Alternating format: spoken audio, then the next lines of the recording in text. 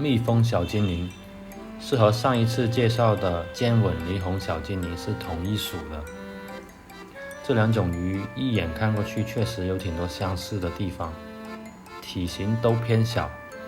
但是蜜蜂小精灵更小，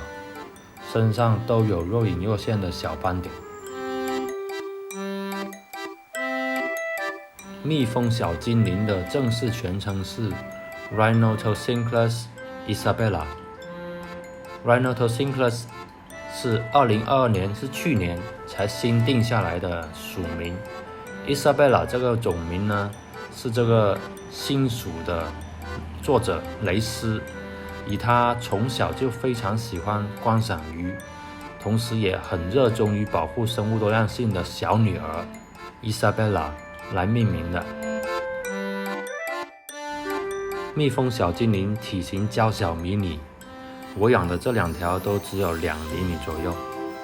身上的黑白花纹，有点浅红色的鱼鳍和尾巴，以及全身小小的斑点，那整个款式就有点像小朋友很可爱的那种衣服，很好看。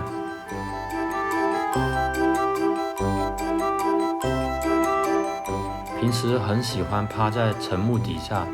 或者躲在茂密的水草丛里面不停地刮食藻类。比较少见它们在石头上面刮食，可能是因为石头都太暴露在外面的环境，没有安全感。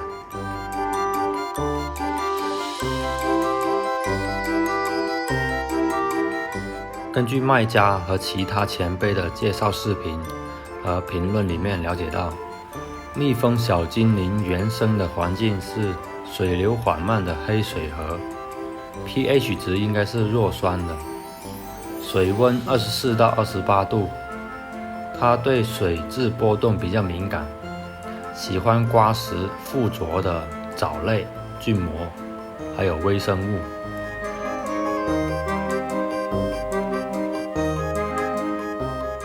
从其他鱼友大佬和梦游家的视频里面也看到过，还可以投喂黄瓜、菠菜、丰年虾之类的。不过我这个混养很多鱼的鱼缸里就不行了，我每次喂的丰年虾都会被其他几十条灯鱼风卷残云一样消灭掉，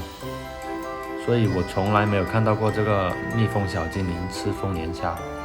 不过我还是会在它们躲藏的水草附近喷洒一些，就是希望它们会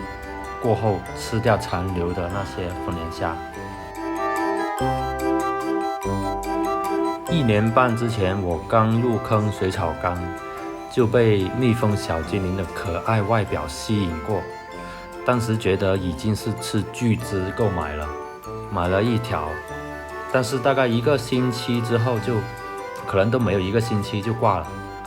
很可能就是当时因为缸比较小，50缸，而且刚入坑，还是新开的缸没多久的，水质一塌糊涂，太不稳定了。从那次之后就再也不敢买过蜜蜂小精灵，而且也是因为疫情的原因，货源都比较少见，直到今年7月初才再次买了2条，放在这个开了1年多的客厅1.2米的大缸里面。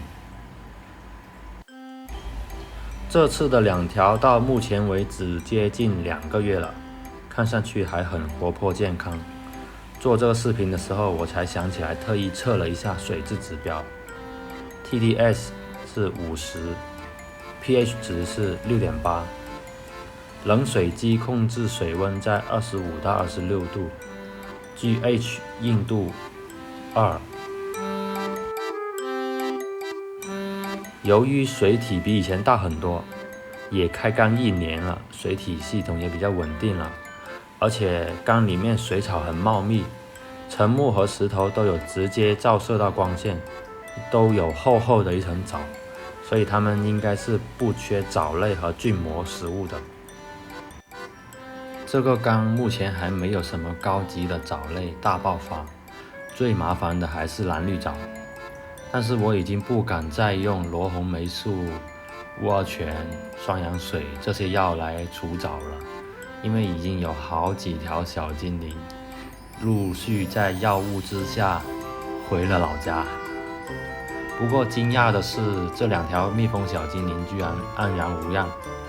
可能是因为它们平时都躲在很深的水草丛里面，接触不到药物吧。希望这一次能够一直养下去吧。拜拜。